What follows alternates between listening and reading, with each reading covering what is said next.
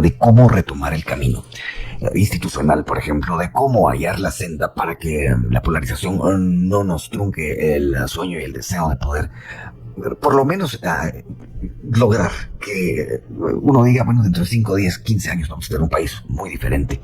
Y alguien dirá, bueno, qué pesimista, porque está yéndose muy lejos. La verdad es que en el Estado y en la vida incluso uno tiene que pensar en procesos que no se dan de la noche a la mañana. Pero sí, de la noche a la mañana, si se quiere ver así, se puede inspirar y se puede ya retomar un camino en cuanto al tema de la honestidad y también, digo, de la noche a la mañana en el sentido de, bueno, si alguien realmente se impone, que no se va a dejar sobornar ni va a dejar que ocurran cosas, pues bueno, de algún modo la democracia puede ir funcionando no solo para que cada 4 años se pueda votar, sino que para que cada 4 años uno pueda hacer, digamos, un corte de caja, una evaluación y decir, bueno, sí, avanzamos en esto, logramos que gente que estaba desprotegida, que no tenía ninguna posibilidad de vida, y ahora la tenga. Son grandes rasgos de lo que vamos a platicar. Pregunto si estamos listos ya en cabina. Todavía no, bueno, pero ya tenemos aquí a nuestro invitado presencial. Es el doctor Jorge Mario Andrino Grotabull.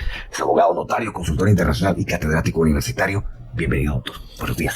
Buenos días y feliz año para todos y también para ustedes, Luis Felipe. Pues le agradezco mucho que venga por acá.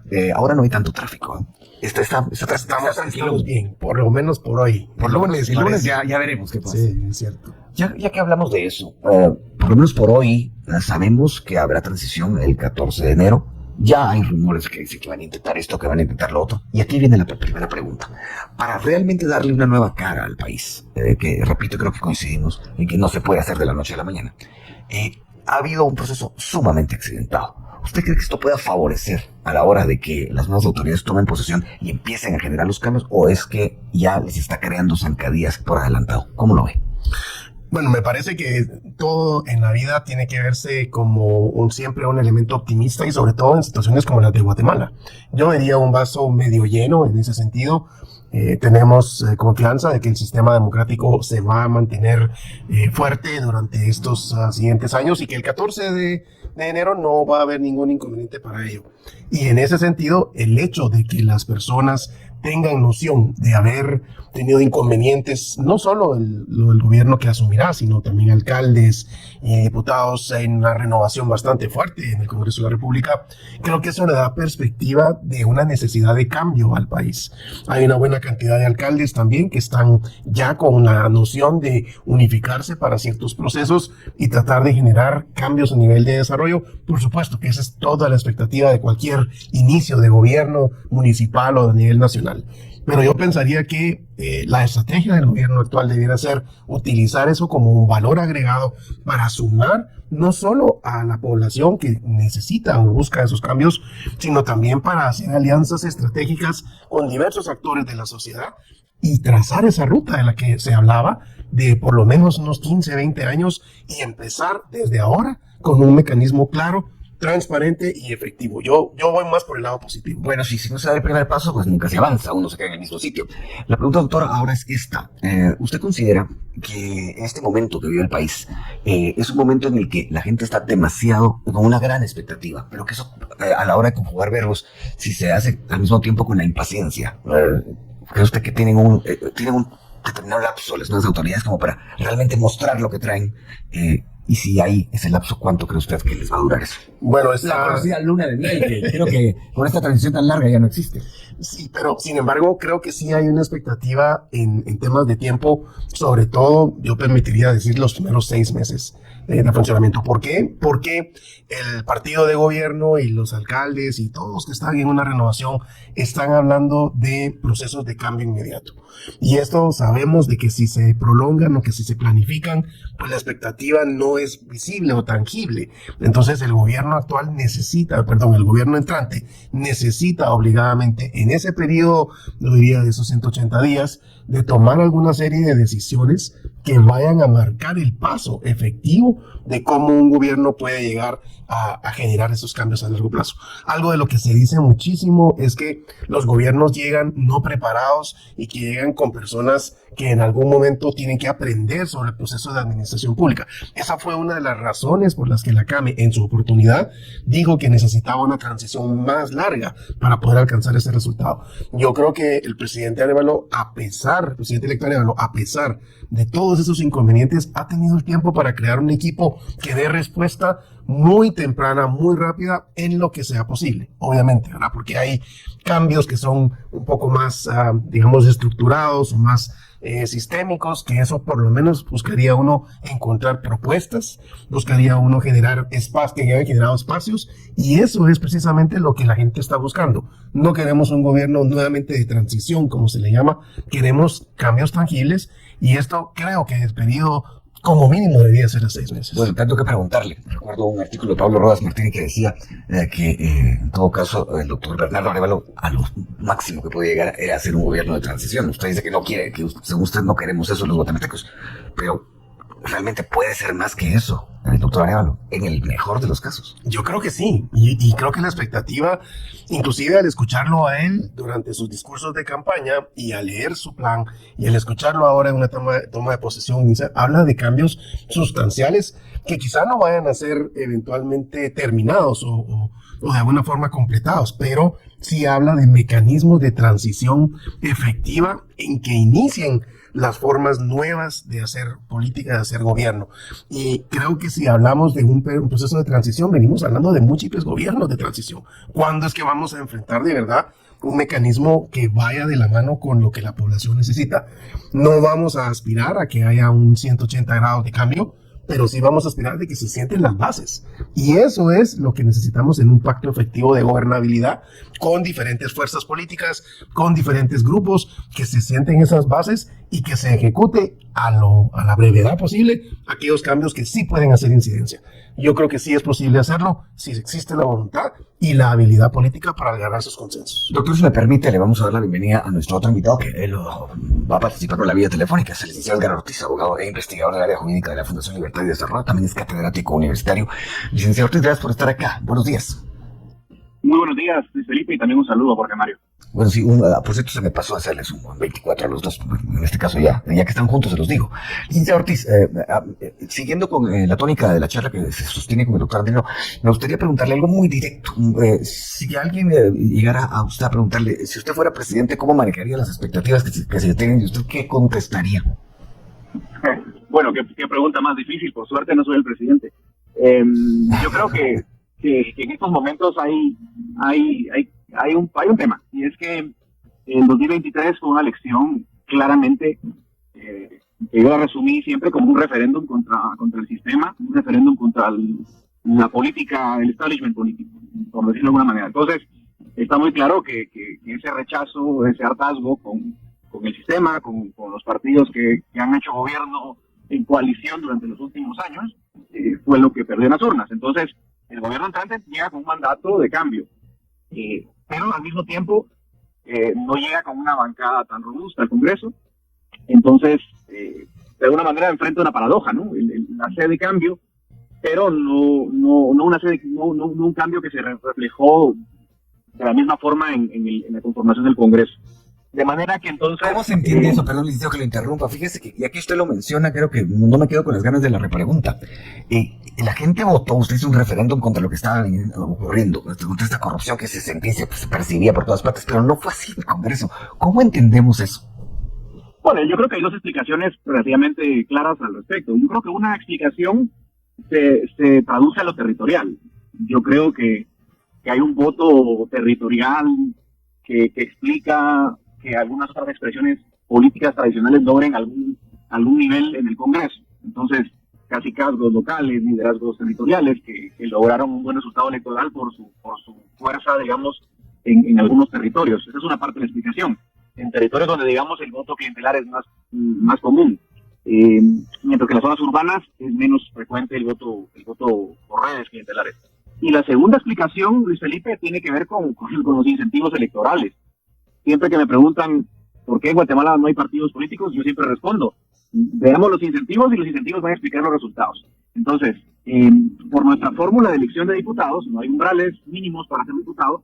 Bueno, resulta ser que un partido puede lograr un diputado con 15 puntos, 15% de votos, 10% de votos, o incluso menos en distritos más grandes. Entonces, tampoco es que sean aquellos grandes triunfos electorales aplastantes, sino que por la fórmula electoral, pues bueno, por partidos tradicionales sin necesariamente una mayoría representativa, consiguen escaños en el Congreso. Y eso explica esa divergencia, ¿no? Señor Ortiz, yo no interrumpí a usted. Yo le había hecho una pregunta mucho más compleja, que era la de, bueno, si usted fuera el presidente y usted dijo, gracias, no lo soy, ¿cómo manejar la expectativa? Yo lo interrumpí a la mitad de su intervención. Sí, le pido disculpas, pero le pido también que siga. No, por favor, me parece relevante este punto, porque amarra un poco la idea que yo estaba tratando de transmitir, ¿no? Y es que esa paradoja es un hecho. Y creo que al final la política es el arte de lo posible. Entonces, el gobierno que llega tiene que trabajar con lo que tiene. Pues no tiene un Congreso que sea una cruzada anticorrupción o que sea una cruzada antisistema, sino tiene un Congreso del sistema. Y él va a contar con una bancada bastante, digamos, pequeña, ¿no? 23 diputados de 160. Entonces, ¿qué creo yo que son dos temas clave? Uno, cómo el gobierno entrante es capaz de entregar resultados de corto plazo en áreas sensibles. Ya sabemos que el área económica es un tema sensible. Entonces, ¿cómo entregar resultados en materia de, por ejemplo, seguridad? ¿Cómo entregar resultados en materia de salud pública, en materia de educación? Es decir, que son los elementos tangibles de la corrupción, porque la gente no pelea con la corrupción en abstracto, la gente pelea con la corrupción cuando siente que la corrupción le quita acceso a servicios públicos. Entonces, ese es un tema.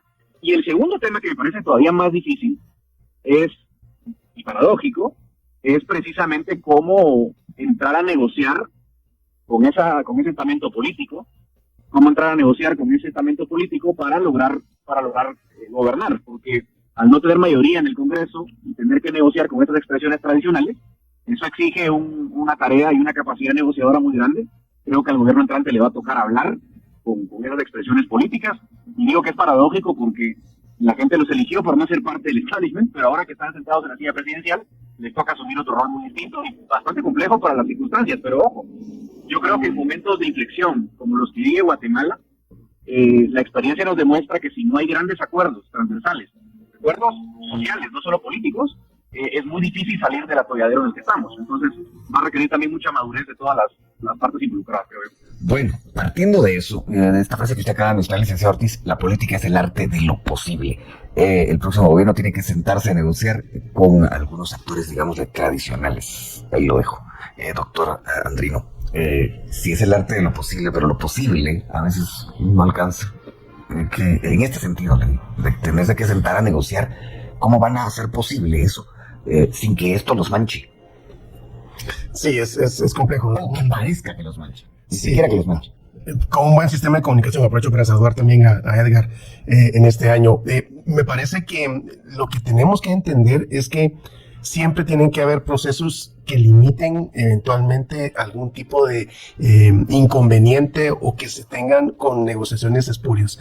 Yo siempre lo manifiesto, la negociación política es inevitable, inclusive necesaria, y hace un mérito efectivo, aun cuando se ven a veces expresiones no tan adecuadas como una negociación política en término peyorativo.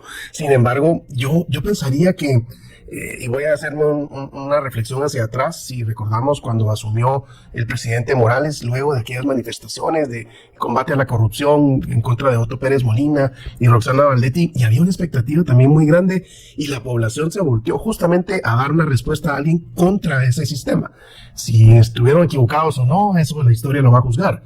Pero la respuesta era siempre voltear hacia una población, hacia una sociedad y encontrar esos intereses comunes para poder entrar a un proceso efectivo de negociación política. En lugar de eso, en mi opinión, el presidente Morales se volteó a buscar alianzas políticas espurias dentro del Congreso de la República, y entonces ya no necesitó platicar con nadie más.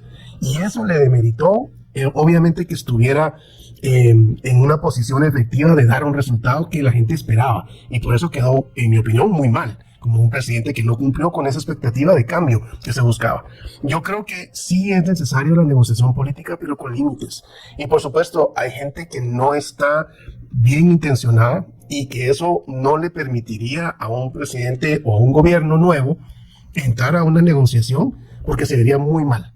Entonces, dos cosas que yo podría resumir acá. Uno, el planteamiento de identificar los resultados. Y veamos un claro ejemplo. A mí me gustó mucho el planteamiento que se hizo con la Municipalidad de Guatemala.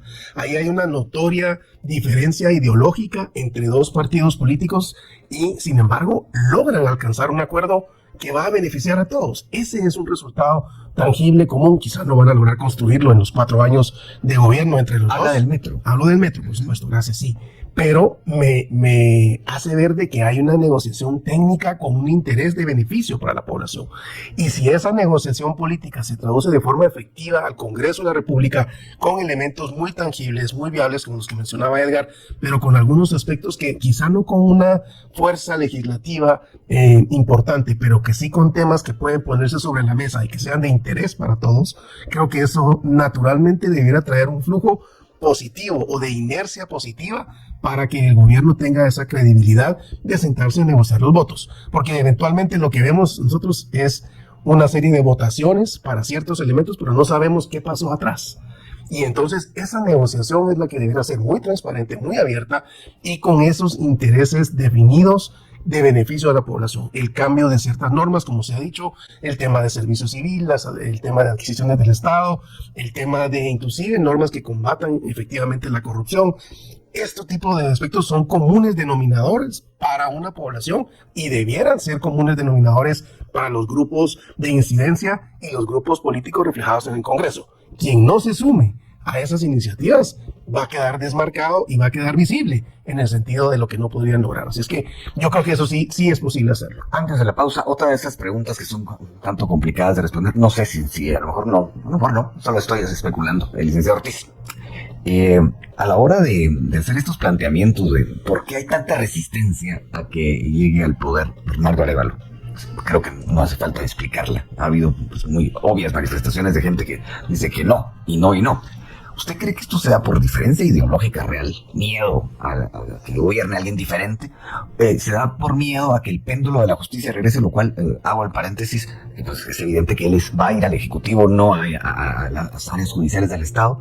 ¿O hay miedo a perder grandes negocios? ¿Qué es lo que usted ve ahí más factible? Bueno, si fuera un test del colegio o de la universidad que le pongo a mis alumnos, diría todas las anteriores, ¿no? Pero yo diría que la parte ideológica es la menos importante. Yo creo que esa es la parte ideológica. A ver, yo no dudo que haya gente de buena fe cuya desconfianza ideológica es tan irreconciliable con el gobierno electo que genuinamente pues piensa que es una catástrofe para Guatemala. Pero yo diría que esa categoría de personas es una minoría bastante pequeña, ¿no? Un porcentaje casi irrelevante de la población que piensa eso. Ahora, el núcleo de poder que ha ejercido una oposición a una transición de gobierno no lo hace por razones ideológicas, por supuesto. Necesita el discurso ideológico para ganar credibilidad, porque nadie va a decir, mire, mis obras están en peligro por el nuevo gobierno. Eso no es un discurso que tenga credibilidad en la arena política. Entonces me parece que hay una instrumentalización de la narrativa desde lo ideológico para, digamos, encubrir un interés más transaccional en el fondo. A mí me parece que aquí pasan varias cosas. El sistema, yo creo, y me parece que hay que entender que la forma de hacer las cosas, digamos, la transaccionalidad en la política llegó a unos niveles tan altos que prácticamente todo tiene precio en la cosa pública. Y entonces se percibe que al ganar la oposición, porque a ver, yo creo que hay que hacer el esfuerzo por plantearlo en esos términos, ganó la oposición política. Y entonces, una victoria de oposición política significa que se pierde el control, el manejo del presupuesto, y eso le afecta a muchas personas que están en la política. Y esa es la respuesta para mí más simple. Eso explica la resistencia de quienes hoy se oponen, porque francamente no existe un núcleo ideológico. Que me digan que gobierna la derecha o la izquierda no tiene ningún sentido. No hay un esquema programático de los partidos, eso es falso. Entonces, yo creo que esa es la principal preocupación hoy del núcleo que se opone, el que tiene poder, y de alguna manera todas las maniobras que estén a su alcance para evitar la transición buscan única y exclusivamente el manejo de esos privilegios de los que gozan hoy. Y bien, hasta aquí el video de hoy. Recuerden que ustedes tienen la última opinión, la cual pueden dejar en la cajita de comentarios. Dicho esto, nos vemos en el siguiente video. Adiós.